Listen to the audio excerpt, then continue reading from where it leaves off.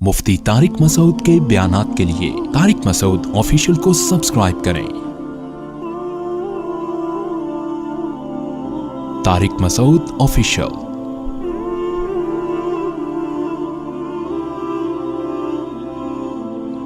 वमा मिन दाब्बतिन इल्ला अलल्लाहि रिज़्क़ुहा। बड़ा मज़ा आता है ये पढ़ने में। ज़मीन पे चलने वाली जितनी मखलूक हैं, चाहे खुश्की में या समंदर में, सब का रिज़्क़ किसके ज़िम्मे है? अल्लाह के ऊपर है, अल्लाह के ज़िम्मे है। वयअलमु मुस्तक़र्रहा व मुस्तौदअहा, सब के ठिकानों को भी वो जानता है।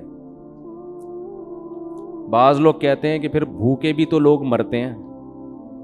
अगर सबका रिज़्क़ अल्लाह के ज़िम्मे है तो फिर भूखे लोग, कुछ जानवर भी भूखे मर जाते हैं।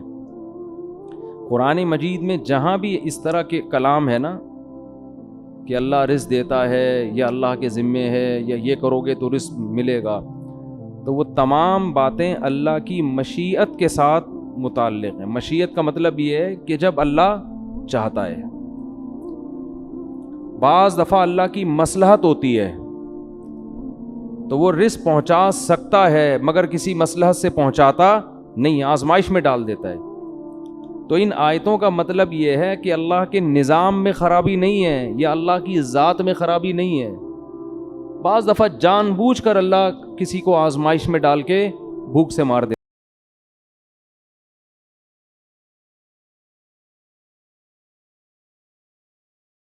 अल्लाह किसी को बुखार से मार देता है, किसी को वबा से मार देता है, तो अल्लाह किसी को भूख से भी मार देता है।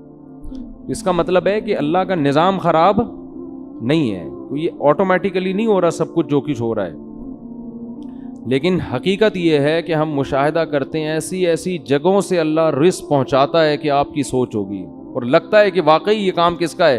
अल्लाह का। मैं अक्सर एक वाक़या अपना बयान में सुनाता रहा हूँ, बहुत पहले, पुराना हो चुका है, पुराने लोगों ने सुना है, नए लोग नहीं सुना, लेकिन मुझे बड़ी इबरत हुई थी उस वाक़े से।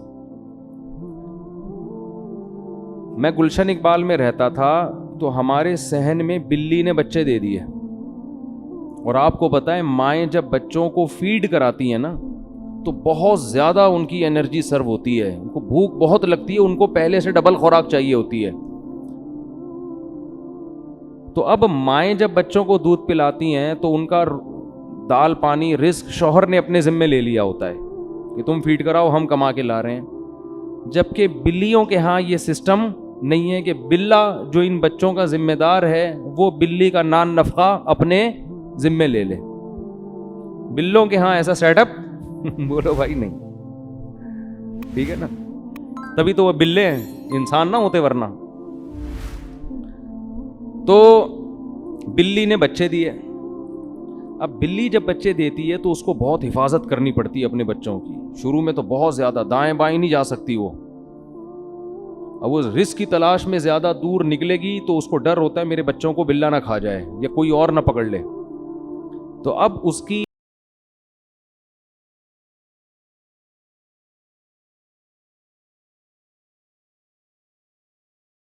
उल्टा काम हो गया ना, दोनों तरफ से टेंशन। लेकिन अब बच्चों को उसने फीड करानी है, खुराक डबल चाहिए, टाइम है नहीं उसके पास खुराक लेने के लिए। तो मैं ये देख रहा था, मैंने कहा यार ये सारा दिन तो इधर पड़ी रहती है बच्चों की हिफाजत में, खाने पीने का टाइम, मैंने कोई पाली भी नहीं थी कि उसका ठेका मैंने लिया। वो हमारा जो गैरेज था ना, गैराज, उसमें उसने दिए हुए थे बच्चे। तो खैर मेरे जहन में आया हम खिला देंगे, लेकिन उस वक्त तक ऐसा कोई सेटअप था नहीं जहन में कि बिल्ली को पाल लो, थोड़ा डाल दो, वो तो फिर कंबल हो जाती है, वो तो आपको पता है ना, बच्चों समेत बैठ जाएगी वहीं ठिया लगा के। तो इतना फ्री कराने के मूड में थे नहीं। तो मेरे रिश्तेदारों की दावत थी ईद के दिन हमारे घर में,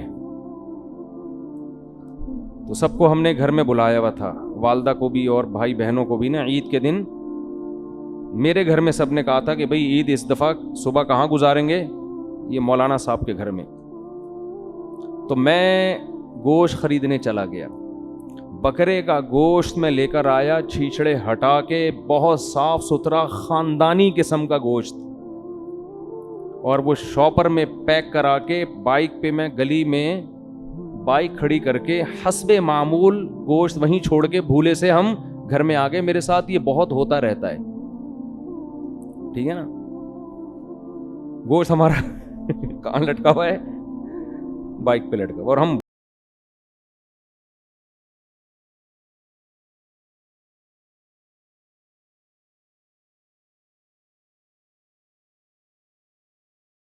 ہی گیا ہوں.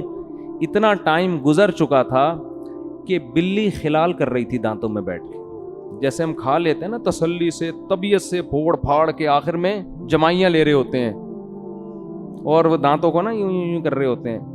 تو بلی جو ہے نا طبیعت سے وہ گوشت کھا کے پیٹ بھرا ہوا تھا اس کا, اور زبان سے خلال کر رہی تھی. ایسے خلال نہیں کر رہی تھی, یوں کر کے بالکل, بھائی اب مزید حاجت نہیں, اب آپ لے جانا چاہیں تو لے جا سکتے ہیں. بہت شکریہ آپ کا, آپ نے ہمیں بکرے کا ایسا تازہ گوشت کھلایا, فل طبیعت سے کھایا اس نے, اور وہ گوشت کی بوٹیاں بکھری ہوئی تھیں پوری سڑک پہ. میں نے کہا ہمارے تو کسی کام کا اب یہ ہے نہیں, تو ہی کھا لے. جیسے ایک آدمی جنگل میں گیا نا قضائے حاجت کے لیے, تو کہیں کھائی میں گیا ہے, دیکھا وہاں شیر بیٹھا ہوا تھا, کہتا ہے اب تو ہی کر لے, ہماری تو ویسے ہی نکل گئی ہے, ہمیں اب کرنے کی ضرورت نہیں, اب تو ہی کر لے. تو اس وقت مجھے اندازہ ہوا کہ بھائی وما من دابۃ الا علی اللہ رزقھا, جتنے زمین میں چوپائے جانور چل رہے ہیں نا, روزی کس کے ذمے ہے؟ اللہ کے ذمے. اللہ اس کو یہی پہنچا رہا ہے کہ تو بچوں کی کیئر کر, ابھی عید آ رہی ہے, مفتی صاحب تیرے لیے بکرے کا گوشت خرید کے تجھے کھلائیں گے, اور یہ ہوتا ہے. تو رزق جو ہے نا چھپڑ پھاڑ کے, دروازے پھاڑ کے آتا ہے. نبی صلی اللہ علیہ وسلم نے فرمایا الا وان نفسا لن تموت حتى تستكمل رزقا,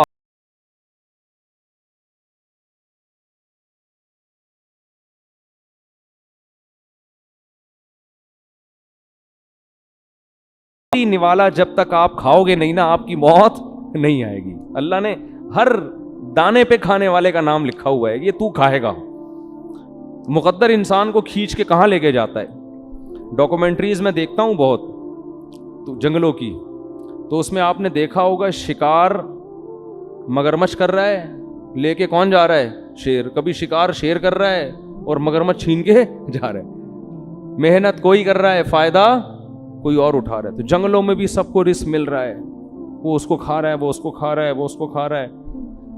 تو اللہ نے فرمایا وما من دابۃ فی الارض الا علی اللہ رزقھا. اسی آیت کی وجہ سے اور اس جیسی دوسری آیتوں کی وجہ سے علماء منع کرتے ہیں کہ رزق کی تنگی کے خوف سے نسل روکنا جائز نہیں ہے کہ میں بچوں کو کھلاؤں گا کہاں سے. اس کا مطلب یہ بچے آپ کے بچے پہلے ہیں, اللہ کی مخلوق نہیں ہو. بھائی اللہ کی مخلوق پہلے ہیں, آپ کے بچے بعد میں. تو اللہ نے تو اپنی مخلوق پیدا کرنی, ان کو پالنے کے لیے ماں باپ کو پیدا کیا ہے. یہ ایک امانت ہے جو اللہ والدین کے حوالے کرتے ہیں کہ میری مخلوق ہے, تم پالو اس کو, اور تمہیں بھی اس سے فائدے پہنچاؤں گا. آپ کہتے ہیں اللہ کی نہیں ہے, یہ تو میرے بچے ہیں, میرے ذمے ہیں, میرے ذمے. کیسے بچہ پیدا ہوتے ہی ماں کی چھاتیوں میں دودھ آ جاتا ہے؟ اتنی بڑی دلیل کہ یہ کس کے ذمے ہے؟ اللہ کے. بے وقوف یہ سمجھتا ہے کہ صرف دودھ آ سکتا ہے اور کچھ نہیں. عقل مند یہ سمجھتا ہے کہ ابھی چونکہ دودھ کی ضرورت ہے اس لیے دودھ مل رہا ہے. تو یہ اس کی علامت ہے کہ جس چیز کی جب ضرورت ہوگی اللہ وہ انتظام کرے گا. سمجھتے ہو؟